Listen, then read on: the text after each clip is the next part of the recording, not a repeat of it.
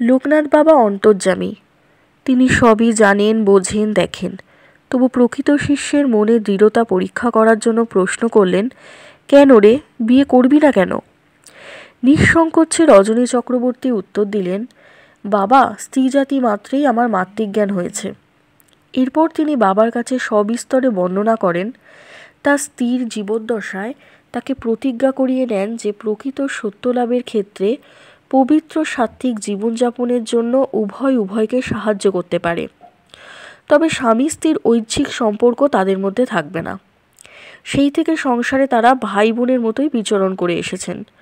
পরম করুণাময় ঈশ্বর এইভাবেই তার সাধন পথের কঠিন বাধাটিকে সরিয়ে দিলেন এবং শ্রদ্ধা, ভক্তি ও প্রীতির ভাবে তিনি তার স্ত্রীকে মাতৃত্বের আসন প্রদান করে মায়ের স্বীকৃতি দিলেন।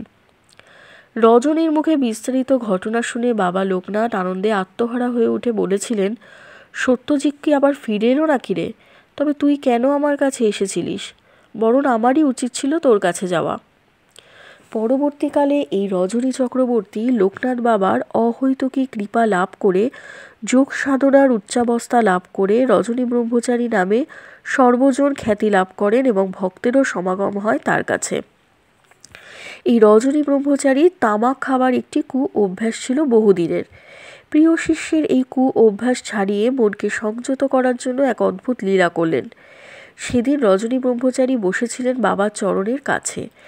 এমন সময় তার মনের মধ্যে তামাক খাবার প্রবল বাসনা জেগে উঠল। কোনোভাবেই তিনি সেই বাসনাকে দমিত করতে পারছিলেন না। অন্তর্যামী বাবা লোকনাথ বহির্জগতের সব কিছুই যেমন তার অবগত, তেমনি অন্তর্জগতের সব কিছু তিনি জানতে পারেন। রজনী ব্রহ্মচারীর মনে তামাক খাওয়ার ইচ্ছা জাগরিত হওয়ার সঙ্গে সঙ্গে তিনি বললেন, তুই আমার কেমন ভক্ত রে, আমাকে একটু তামাক খাওয়াতে পারিস না?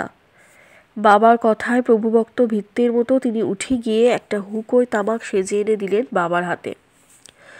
বাবা আনন্দের সঙ্গে প্রসাদ করে রজনীর হাতে হাত দিয়ে তিনি বাইরে যাওয়ার চেষ্টা করলেন, কারণ বাবার সামনে বসে তামাক খাবেন এটা ভাবা তার কাছে অন্যায়। কিন্তু বাবা বললেন, তোকে এখানে বসেই তামাক খেতে হবে।